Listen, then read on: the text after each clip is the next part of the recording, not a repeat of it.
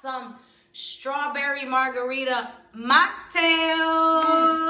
I will drop the recipe below so you guys will know that you don't always need to drink liquor. It still tastes good. Doesn't it taste good? Even though if you do add a little something, it ain't wrong either, you know? It's not. We just want to have the best of both worlds, and we want people to be able to relate to us. Drinking, not drinking. Exactly. Whatever. And also she used real strawberries, and this really does taste amazing. Thank you, girl. You are always an amazing hostess. Thank you, the hostess with the mostest. All for you. You deserve it. All for us and for the audience. Yes. And what are we talking about today? Today's going to be a real interesting topic. Spicy. A little spicy, right? Even though this episode is Valentine's Day edition and we are celebrating love and friendships, we want to talk about what happens when you buy property with a partner, specifically when you are not married. Sakari is going to talk about the checklist to do before you buy the property, and I'm going to talk about what happens if things don't work out. Dun, dun, dun. Dun, dun, dun. It actually seems that marriage is becoming a thing of the past.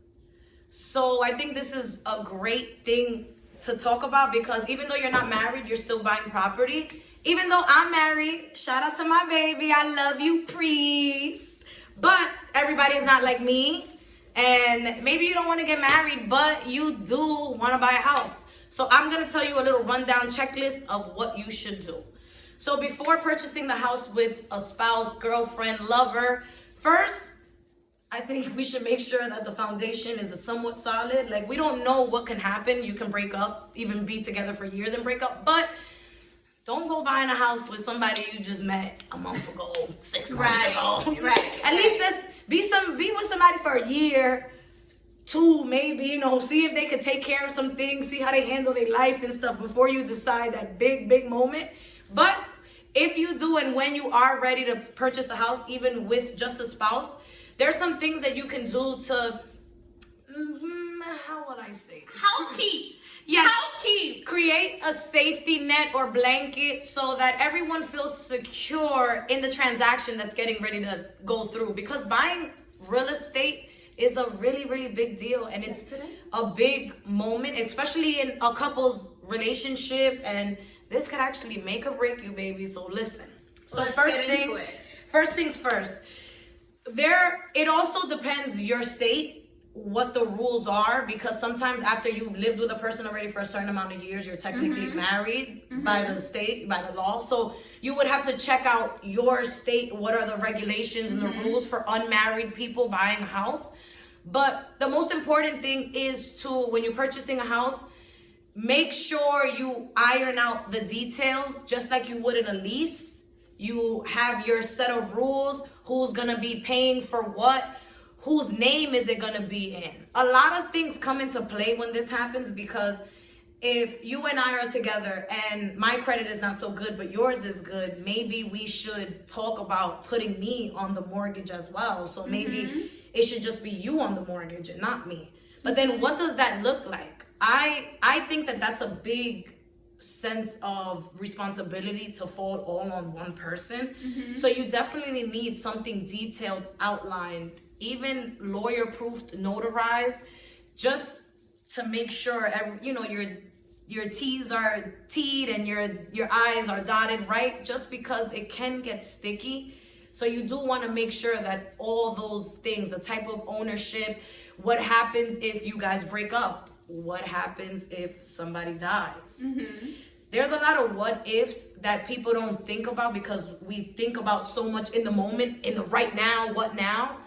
But if you take these proper steps to allow yourself to feel comfortable in the transaction that's about to take in your life, then things can go a little bit smoothly if it doesn't work out. And I say if, but it's actually a big what if, because you don't know what's going to happen. And if you didn't get your ducks in order, if you didn't get your shit together, then Chris Angie's getting ready to explain to you all the bad things that can happen, actually. Well, in my section, I'm not going to talk about so much of the bad things, but more solutions to those bad things. There we go. Everybody always needs solutions We to need problems. solutions. That's how you solve them. Obviously, when you guys are going through a breakup, emotions are high. There's a lot of tension. What's love got to do with it? That's how you feel at the time. Right. You But know, then I'm when this you person. get into it and you realize, like, oh my God, you know, this is not what I thought it was going to be, and you guys want to break up, and you guys realize that you guys are under the same roof, now a lot of questions come up.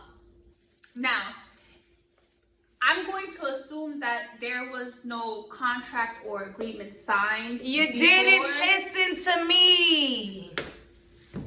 Now, ¿qué pasa? ¿Qué pasa cuando no me escuchan? So if there was nothing signed and your names are both on the deed, then by law, you guys presumably own 50-50, right?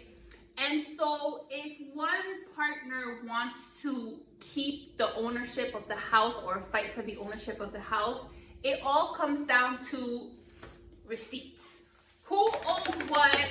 Who contributed more value to the house? How much that down payment came? That came from my account, not yours. So it would include, like Sakari said, how much did you put towards down payment? How much money did you invest to the property's value, right? If, let's say, you invested in labor, if you invested to get the roof repaired, the floors repaired, right? The judge is also going to look at things like, what are your financials? Are you financially responsible? So that's why I say to definitely keep your receipts.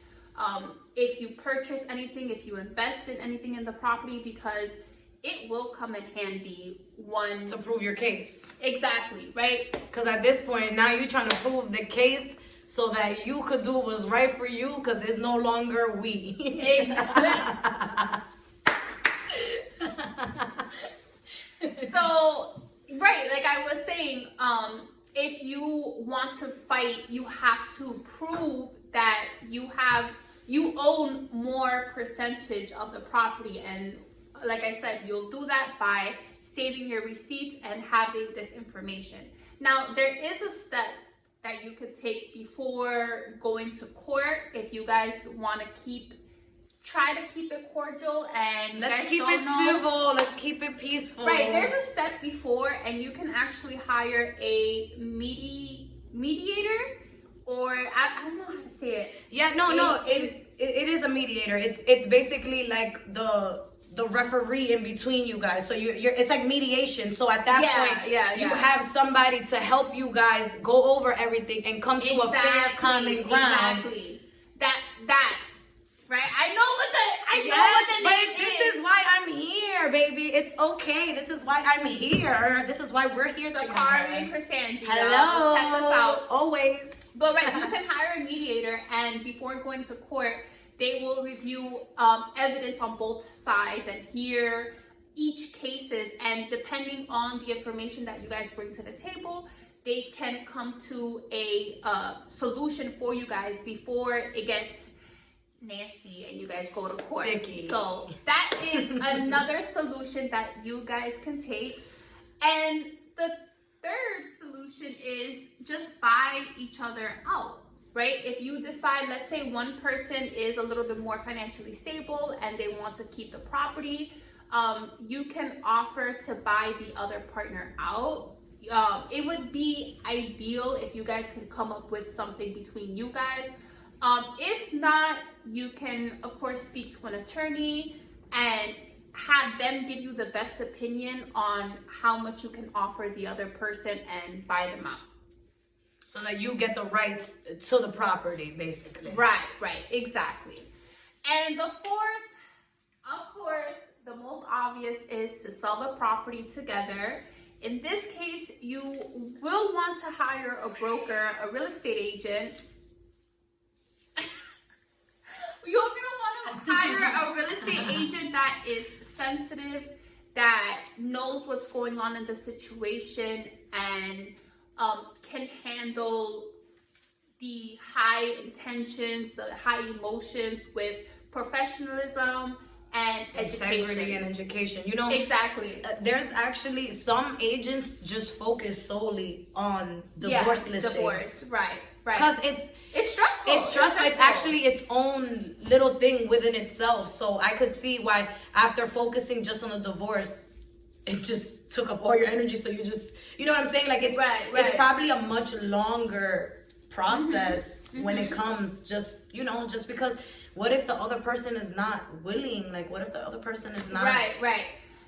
And so if you guys choose to sell the property together to a third party, to another buyer, you may want to speak to an attorney or speak between you guys to see how you guys are going to split the equity once the home is sold. I know that these situations are definitely easier said than done. I would definitely recommend to speak with a well-experienced attorney, speak with an experienced broker in your area,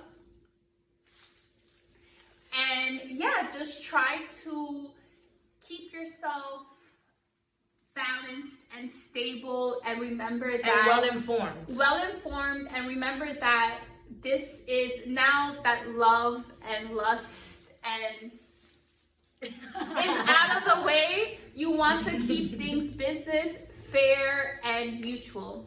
Absolutely. And at the end, we would hope that there's still, even if the love is gone, you don't want to be, we would hope that the right thing is done and it's just handled fair. And, you know, unfortunately, when times it's not, that's why you need to handle that attorney, you know, hire that attorney, and we need to just proceed and try your best to just move, you know, cordially. Yes, absolutely. Move forward. Absolutely. That's all that we can do. Am I right? You're right, baby girl. It's not always easy, but again, if you even are thinking about buying, selling, definitely get your information. And I was just gonna say, know your partner, but sometimes you don't know your partner. People change, right? And you don't know your partner till later on and stuff like that. So things happen, but just try your best to always protect yourself, and that's really the best thing that I can always say. Safe than sorry, right? Yep. And always, you know, prepare. What's the saying? Like hope for the best, but prepare for the worst. Exactly. That's that type of situation when you're purchasing a house.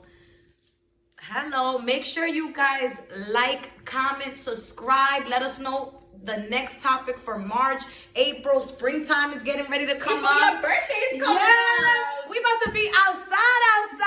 The next set of videos, we gonna be outside. It's gonna be a little bit different, but make sure you guys stay tuned, locked and loaded. Are you subscribed? Make sure to hit that subscribe button. Like, share if you like our comment. If you have any suggestions, we're also on Instagram, _ Angie the Realtor, and Sakari is my realtor. Follow us on Instagram for more tips and content, and we love ya. Happy Valentine's Day. Happy Valentine's Day. Stay in love.